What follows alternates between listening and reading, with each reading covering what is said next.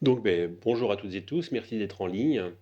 Et ce symposium est donc le premier du nom. Il sera, je pense, suivi d'un symposium chaque année, parce qu'on a des évolutions techniques qui sont tout à fait novatrices et chaque année amplifiées par les résultats de l'année précédente. Et je voulais remercier toutes les personnes qui travaillent sur le sujet, qu'on appelle désormais la phytoneurologie au sens large du terme. Quand on sait que les premières études sur le sujet ont été faites par Berthelot en 1735, et justement le professeur Marc-Henri fera cet après-midi un développé notamment là-dessus, mais 1735, ça devrait nous poser quand même question. Nous sommes en 2020 et on a encore des séries de questions disant vous êtes sûr que ça marche, ou c'est pas de la magie, c'est du charlatanisme, ce genre de choses. Ça va donc très loin et pourquoi pas, on a le droit de se poser des questions. Mais toutes les personnes qui se posent des questions de ce type-là, eh bien, elles peuvent faire l'expérience de prendre un protocole, on regarde comment ça marche, la dynamisation de l'eau, la biodynamisation de l'eau par exemple, on fait un petit protocole chez soi sur une série de cultures et on voit. Et après, on peut donner un avis, une opinion en disant, bah tiens, j'ai fait ça, il y a eu ça, etc. Parce qu'en général, ceux qui ont fait ça ont vu qu'il y avait quand même des interférences super intéressantes, des résultats intéressants et ont continué. Donc, tout ça, ça s'est articulé et c'est l'objet du symposium, c'est le résultat de toutes ces interactions avec toutes ces personnes. Donc, on a aussi, nous sommes sous forme associative, la recherche est sous forme associative, donc nous avons des bénévoles d'associations qui permettent ce type de rencontres. Et puis, un petit message spécifique pour Jean-Jacques, qui est un bénévole depuis 2 ans, super actif au niveau du jardin, et sans le plantarium, sans les travaux du jardin, on ne pourrait pas avoir ce symposium.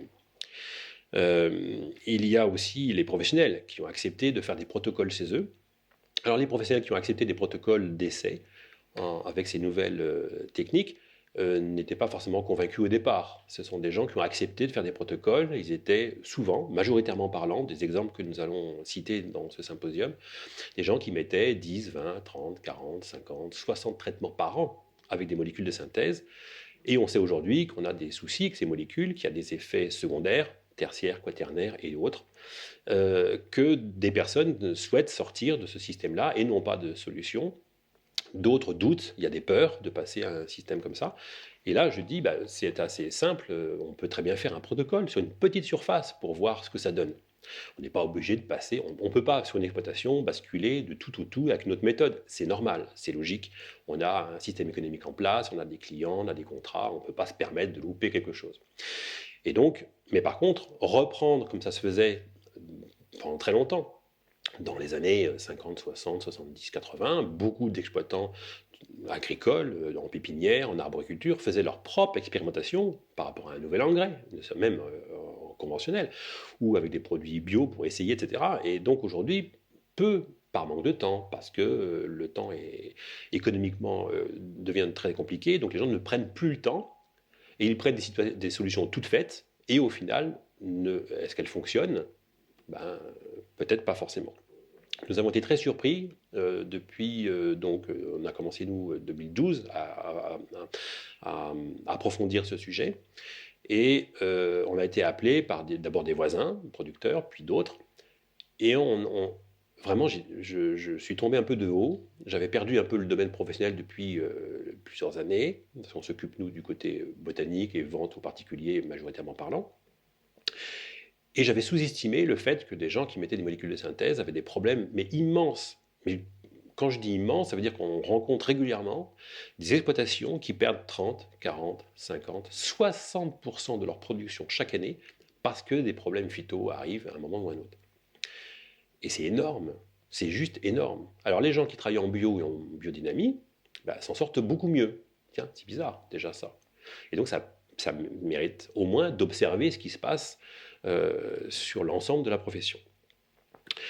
Donc je voudrais remercier également donc les scientifiques qui nous suivent, parce que en fait c'est super important de pouvoir corroborer ces recherches appliquées par la théorie qui va bien avec. Et notamment, spécialement Marc-Henri, qui depuis 2019 nous suit assidûment et nous apporte beaucoup de compréhension plus approfondie.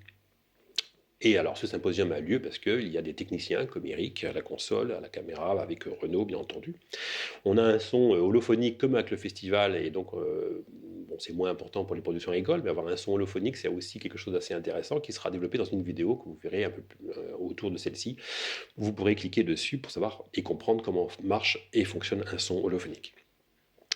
Et puis il y a un co-organisateur, notamment du festival, mais aussi du symposium, qui est donc Renaud Ruhlmann, qui est musicien, photographe, écrivain même. Il y a un livre très récent qui vient de sortir que je vous recommande également. Il y a bien entendu l'équipe de la génodique, sans qui on n'aurait pas eu toutes ces compréhensions, notamment ce qu'on appelle aujourd'hui des protéodies naturelles. On expliquera ça, ce que ça veut dire, notamment Pedro Ferrandis et Victor Prévost, qui fera aussi une conférence, donc qui sera enregistrée également, qui est disponible quelque part sous les liens que vous avez autour. Et puis, il y a bien sûr ma famille, bien entendu, et mon épouse Frédéric, sans qui rien ne pourrait exister, y compris ce symposium.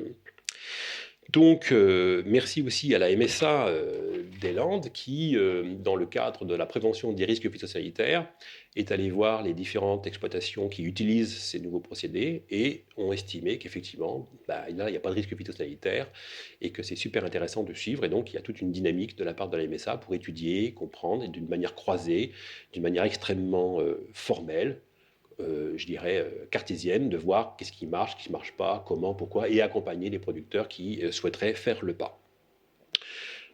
Et en préparant ce symposium, je me suis aperçu tout le chemin parcouru, notamment depuis 2012, à la date où on a commencé à voir ces végétaux sous un angle totalement nouveau. Au lycée horticole de Briassé, qui m'a formé au niveau connaissances en paysage et en pépinière, on m'a enseigné les produits chimiques contre les parasites, les nuisibles, et j'en passe. Et oui, ça s'apprend, etc. Donc j'ai un parcours qui est un peu traditionnel au départ.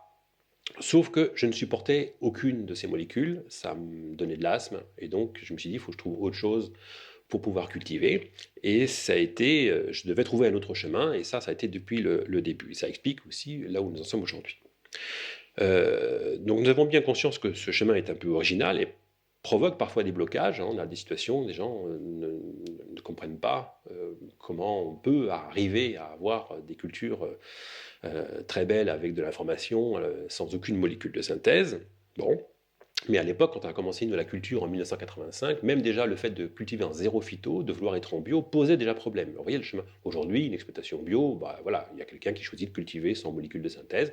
Aujourd'hui, c'est un choix, ce n'est plus une secte. Vous voyez, il y a quand même quelque chose qui s'est passé là depuis 1985, il y a une évolution. Donc ce n'est plus dérangeant comme ça l'a été.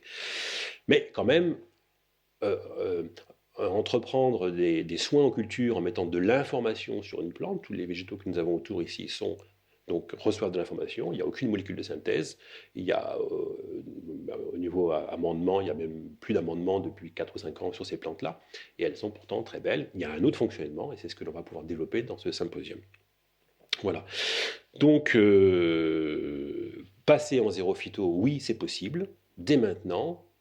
Les exploitations qui font le pas le font assez rapidement, dès la première année, déjà dans les protocoles, puis après ils basculent en général ce protocole sur l'ensemble de l'entreprise dès la deuxième année, et on va pouvoir expliquer de manière extrêmement rationnelle qu'est-ce qui se passe. Alors moi j'ai pas de formation universitaire, j'ai pas c'est pas de la magie.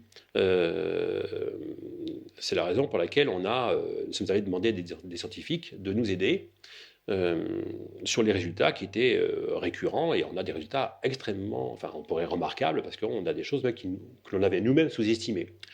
Alors, nous on a appliqué depuis 2015, donc 2012-2015 on a étudié le sujet, 2015 on a appliqué le sujet à nos propres cultures, et donc nous écrire sur nous-mêmes ça n'a pas de sens parce qu'on ne peut pas de juger parti, et on a eu la chance d'avoir des ouvertures sur d'autres exploitations. Et c'est là où il y a des résultats tout à fait intéressants, et pour les... Alors, on aurait pu se contenter de cela. Mais nous, on voulait partager ça au plus grand nombre. Et comme je n'ai pas de cursus universitaire, je n'ai pas pu... C'est juste, si vous voulez, je n'ai pas fait d'erreur dans mes équations, parce que je ne sais pas faire les équations. Donc, comme ça, au moins, ça change le truc. On ne parle pas avec Marc, on ne parle pas d'équations, parce que je trouve ça très joli, mais ça s'arrête là. Par contre, la récurrence des résultats dans nos cultures, la recherche appliquée, on a des résultats, et avec ces résultats-là, bien, on va voir On est allé voir, le premier, c'est Hervé Le Boulaer, qui est à l'ONF à l'époque, puis Ernst Zürcher, que vous connaissez, en Suisse, Michel Courant également, à l'Université de Fribourg. Et puis après, on a rencontré Victor Prévost, l'Université de Cergy-Pontoise, et puis 2019, Marc, nous soutient, je dirais, avec beaucoup de bienveillance et très professionnellement parlant. Voilà. Donc c'est factuel, c'est vérifiable et c'est reproductible. Donc on essaie de faire ça vraiment par la science. À ce jour, on n'a pas essayé toutes les cultures, donc on n'a pas de réponse à tout non plus. Ceci dit, toutes les cultures où nous avons mis des protocoles d'essai, on a toujours réussi en 6 mois, en 1 an, en 2 ans ou même en 3 ans, mettre en place les techniques de biodynamisation botanique de la culture en question. Donc ça, c'est quand même aussi très très encourageant. Voilà. Et donc voilà, donc ce que je voulais dire. Donc on peut passer en zéro phyto, c'est possible dès maintenant.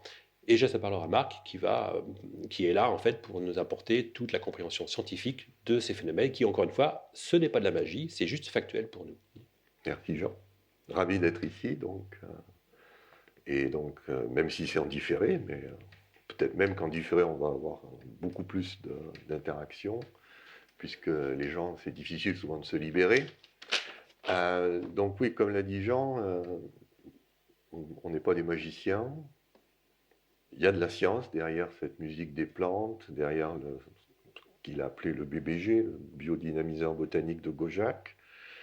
Donc qu'est-ce qu'on va faire? Il faut évidemment, on va partir depuis le début, hein, c'est-à-dire je ferai un historique et on verra que ça a à peu près 100 ans. Hein, donc c'est un peu surprenant qu'au bout d'un siècle, on savait déjà tout il y a un siècle, et qu'on en soit toujours à se poser des questions, est-ce que c'est vrai, est-ce que c'est pas vrai?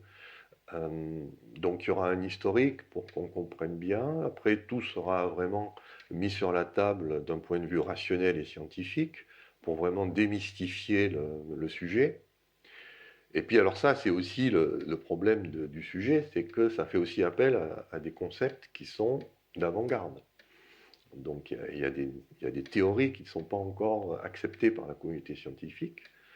Donc c'est une nouvelle difficulté qu'il y a pour faire admettre cette musique des plantes. C'est à la fois quelque chose qui est vieux et tout neuf. Donc ça fait un petit cocktail qui est intéressant. Donc on va mettre de la science. Ce qu'il va y avoir aussi, c'est bien sûr les plantes qui sont là partout. Donc ça c'est important parce qu'elles nous amènent de l'énergie. Si elles n'étaient pas là, ce serait complètement différent. Ce qu'il va y avoir aussi, c'est de la musique. Et ça va être un petit peu un thème récurrent, en quoi le son est important pour communiquer.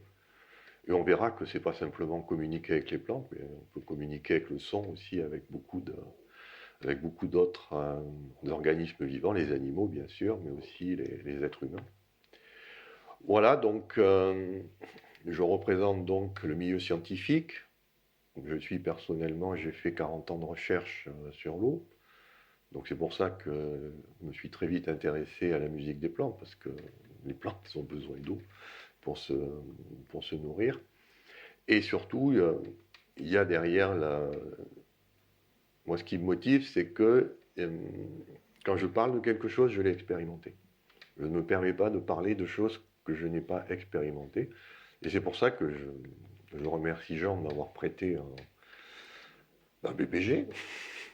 Pourquoi? Parce que j'avais des problèmes. Je suis à la retraite maintenant, j'ai aménagé dans un terrain où je peux faire pousser des plantes. Et évidemment, j'ai été tout de suite confronté à des problèmes qu'ont tous les jardiniers. C'était un problème de cloque du péché. La première réflexe, c'est d'asperger ça de produits chimiques qu'on trouve dans tous les magasins. Il y a plein de fournisseurs.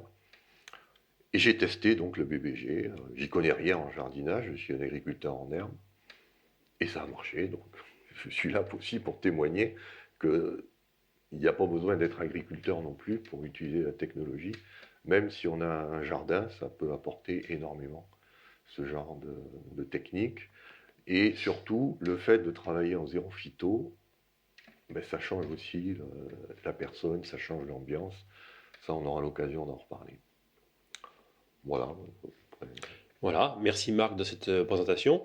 Et donc vous allez trouver donc tout autour un certain nombre de vidéos. Donc au moment où on enregistre celle-ci, c'est probablement 8, 9 ou 10 vidéos en fonction de ce qui de ce qui est convenu, les surprises qui vont arriver au fur et à mesure de ces 2 jours d'enregistrement et qui vont pouvoir servir les questions et les réponses de tout le monde. Voilà, à tout de suite sur les autres liens.